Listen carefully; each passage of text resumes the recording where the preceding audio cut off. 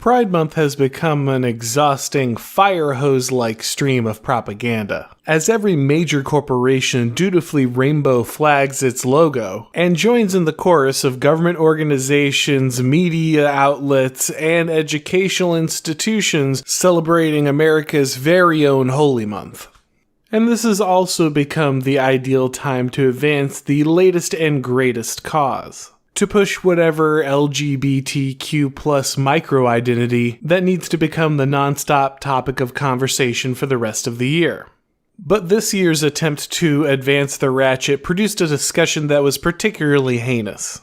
A number of different tweets and articles surfaced this Pride season, sparking a discussion as to whether actual children should be exposed to sexual fetishes at gay pride parades in order to learn tolerance, culminating in this amazing headline in the Washington Post. Now, the good news is that it got the knee-jerk negative reaction that you would hope for, but as you watch, those who oppose this horrific suggestion go to explain their opposition and integrate it into the current popular moral framework, you can already see the pattern that the ratchet will take.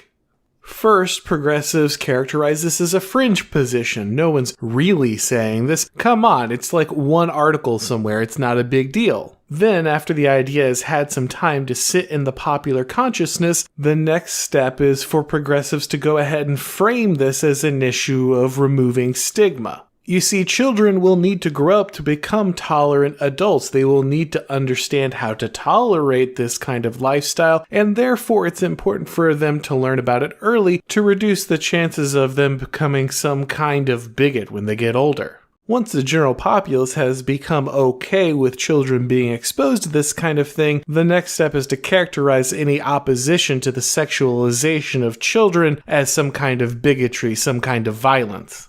And at that point, the cultural victory is complete. You'll have the GOP arguing that Democrats are the real pedophobes within 10 years.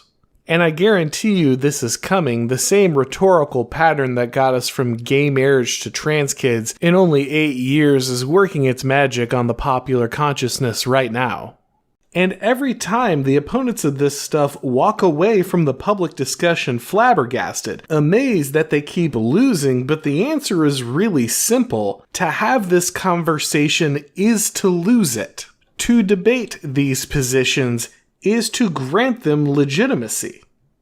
You can't actually explain to someone why exposing a 5-year-old to kink at a pride parade is evil. Like, sure, there are plenty of logical reasons, there are mountains of data, but if they don't already understand this at a fundamental level, then they're just going to ignore all of that. The problem is not that a sufficient logical case hasn't been presented to them. It's that something fundamental has broken deep inside of that person. Something no amount of data or moral reasoning is ever going to overcome. Every functioning culture has taboos, things that are placed outside the realm of discussion for exactly this reason. Because there are some limits so sacred, some costs so dire, that once a civilization has crossed them, there's really no turning back. You can't just put that evil back in a bottle after you explore it. It's already poisoned you to the core. A society that has rationalized the chemical castration of 7-year-olds has functionally demolished all moral barriers. Consent has become their only guiding principle, and there's nothing to stop them logically or spiritually from taking the next step.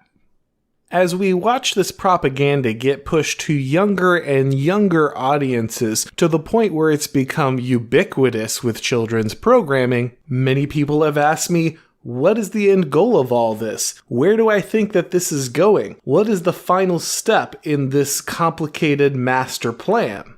Well, I don't think it's particularly complicated, and I think it's pretty obvious.